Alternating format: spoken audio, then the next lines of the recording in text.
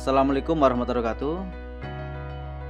Jumpa kembali bersama saya Sigit Pramono. Pada kesempatan kali ini kita akan bersama-sama membahas transistor. Transistor pertama kali ditemukan oleh 3 ilmuwan fisika di Bell Labs pada tahun 1948. Pada awalnya, transistor ini diciptakan untuk menggantikan vacuum tube karena ini memiliki secara dimensi jauh lebih besar dan juga untuk bekerja memerlukan tegangan yang tinggi. Selanjutnya pada tahun 1958, seorang insinyur dari Texas Instruments menggabungkan seluruh komponen elektronika dalam sebuah blok yang kemudian kita sebut sebagai integrated circuit.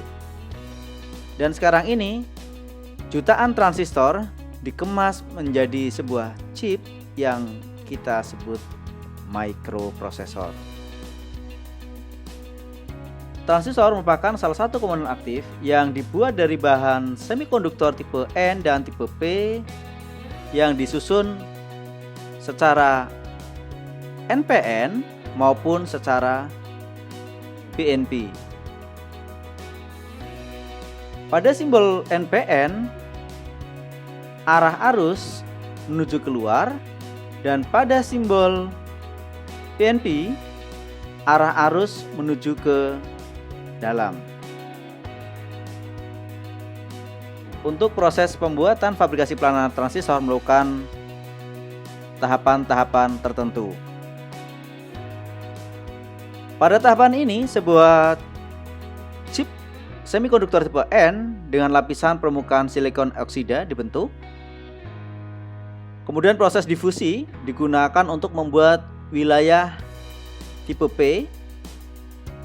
Kemudian proses etching, proses difusi tipe N dalam lapisan tipe P yang dibuat sebelumnya. Kemudian di etching, dan selanjutnya yaitu pembuatan wire atau pin yang akan terkoneksi dengan elektroda. Berikut ini adalah hasil jadi dari NPN, dan ini adalah hasil jadi dari PNP. Berikut ini adalah contoh-contoh ataupun bentuk transistor yang ada di pasaran. Secara dimensi nanti bentuknya macam-macam. Kemudian apa sih fungsi dari transistor? Nah, transistor ini memiliki beberapa fungsi. Yang pertama, bisa digunakan sebagai saklar elektronik.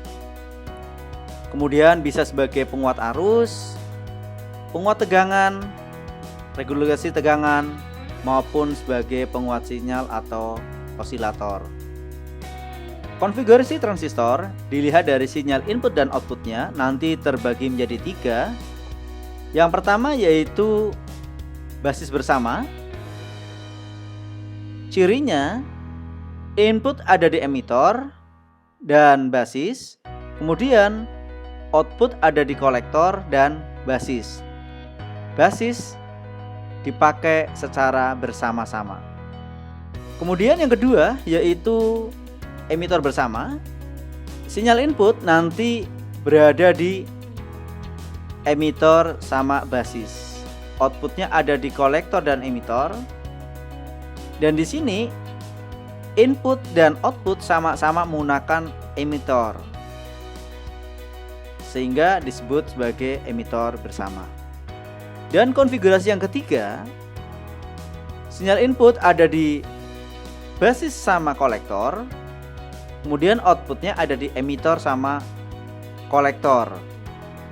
Input maupun output sama-sama menggunakan kaki kolektor, sehingga ini disebut sebagai konfigurasi kolektor bersama.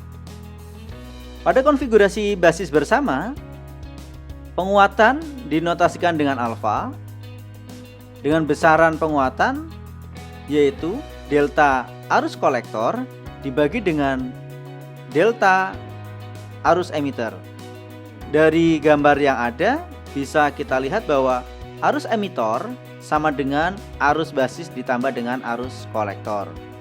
Pada konfigurasi ini, alfa itu besarnya sekitar 0,9 hingga 0,99. Konfigurasi emitter bersama, penguatan dinotasikan dengan beta. Beta besarnya adalah delta arus kolektor dibagi dengan delta arus basis. Pada konfigurasi kolektor bersama, penguatan kita notasikan dengan gamma. Besarnya gamma adalah arus emitor dibagi dengan arus basis. Berikut ini grafik daerah kerja dari transistor. Ada 3 daerah kerja transistor, yaitu daerah aktif, daerah saturasi, dan daerah cutoff. Daerah aktif ini letaknya dari titik A di sini hingga titik B. Ini akan terjadi ketika yang pertama dioda emitor dibias maju, dioda kolektor dibias mundur. Tegangan pada dioda kolektor harus lebih kecil dari tegangan breakdown. Demikian materi tentang transistor. Kita jumpa lagi pada materi-materi menarik selanjutnya.